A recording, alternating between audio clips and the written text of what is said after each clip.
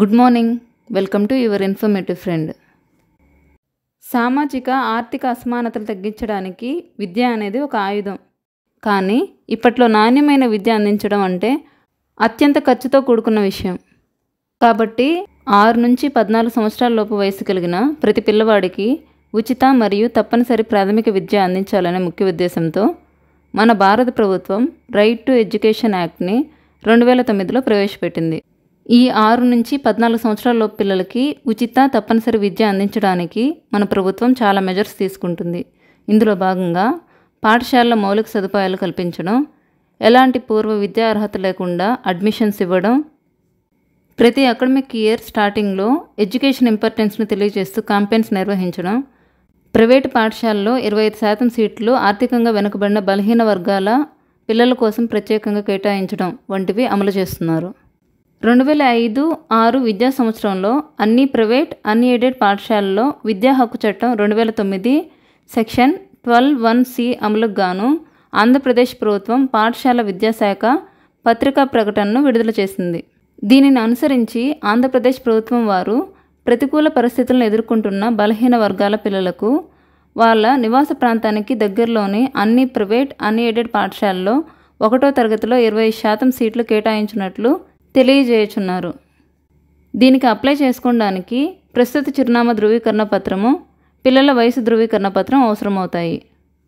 తల్లిదండ్రుల Aadhaar, voter card, ration card, భూ హక్కుల పత్రిక, ఉపాధి హామీ పథకం job card, passport, driving licence, విద్యుత్ బిల్లు, రెంటల్ అగ్రిమెంట్ కాపీ వంటివి అడ్రస్ వెరిఫికేషన్కి వ్యాలిడ్ డాక్యుమెంట్గా కన్సిడర్ చేస్తారు. బర్త్ సర్టిఫికేట్ని పిల్లల వయసు ధృవీకరణ పత్రంగా కన్సిడర్ చేస్తారు. సదరు విద్యార్థులు ఐబీ, సిబిఎస్ఈ, ఐసిఎస్సి సిలబస్ కలిగిన పాఠశాలలో ప్రవేశం కొరకు 31/3/2025 నాటికి 5 సంవత్సరాలు నిండి ఉండవలను. అలాగే స్టేట్ సిలబస్ కలిగిన పాఠశాలలో ప్రవేశం కొరకు 1/6/2025 నాటికి 5 సంవత్సరాలు నిండి ఉండవలను.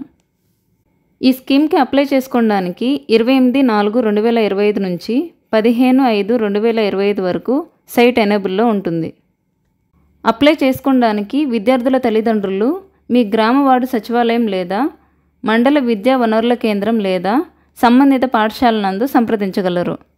అప్లై చేసిన విద్యార్థుల కేటాయింపులు csc.ap.gov.in వెబ్సైట్ నందు జరుగుతాయి. అంతేకాకుండా ఎంపికైన విద్యార్థుల లిస్ట్ ఆయా పాఠశాలలో డిస్ప్లే చేయబడుతుంది. ఈ 1వ తరగతి ప్రవేశాలకు సంబంధించి టైమ్లైన్ షెడ్యూల్ కూడా ఇవ్వడం జరిగింది. 19/4/2025 నుంచి 26/4/2025 వరకు ఆయా పాఠశాలలు సిలబస్ను అనుసరించి ఈ స్కీమ్ కొరకు సైట్ నందు రిజిస్టర్ చేయబడతాయి. 28/4/2025 నుంచి 15/5/2025 వరకు విద్యార్థులు తమ ఆన్లైన్ అప్లికేషన్స్ని సబ్మిట్ చేస్తారు. 16/5/2025 నుంచి 20/5/2025 వరకు GSWS డేటాబేస్ ద్వారా విద్యార్థుల ఎలిజిబిలిటీని చెక్ చేస్తారు. మే 21 నుంచి 24 వరకు మొదటి విడత లాటరీ ద్వారా సెలెక్ట్ అయిన విద్యార్థుల వివరాలు పబ్లిష్ చేస్తారు. ఈ విద్యార్థులు జూన్ 2వ తేదీ తమ సీట్స్ని కన్ఫర్మ్ చేసుకోవాల్సి ఉంటుంది.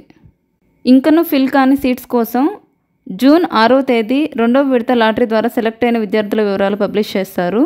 ఈ విద్యార్థులు జూన్ 12వ తేదీ వాళ్ళ సీట్స్ కన్ఫర్మ్ చేసుకోవాల్సి ఉంటుంది. ఈ ఆర్టీఈ రిజర్వేషన్ కింద సీట్ కన్ఫర్మేషన్ అయిన పిల్లలకి 1 నుంచి 10వ తరగతి వరకు ఆ స్కూల్కి సంబంధించిన ఫీజును ప్రభుత్వమే పే చేస్తుంది. ఆన్లైన్ అప్లికేషన్ సబ్మిషన్లో కానీ సెలక్షన్లో కానీ మరి ఏ ఇతర విషయాలకు సంబంధించి సందేహాలు ఉన్నా 1800-425-8599 నెంబర్ని సంప్రదించగలరు. నాణ్యమైన విద్య అనేది హక్కు మాత్రమే కాదు, భవిష్యత్ తరాలకు బలమైన పునాది. కాబట్టి అర్హత ఉన్న ప్రతి ఒక్కరూ ఈ అవకాశాన్ని సద్వినియోగం చేసుకోగలరు. As a beginner me feedback చాలా అవసరం. వీడియో నచ్చితే లైక్ చేయండి. మీ వాల్యుబుల్ సజెషన్స్ని కామెంట్ బాక్స్లో తెలియచేయండి. ఇలాంటి ఖచ్చితమైన డేటా తెలుసుకోవడానికి మన ఛానల్ని సబ్స్క్రైబ్ చేసుకోండి. Thank you for watching.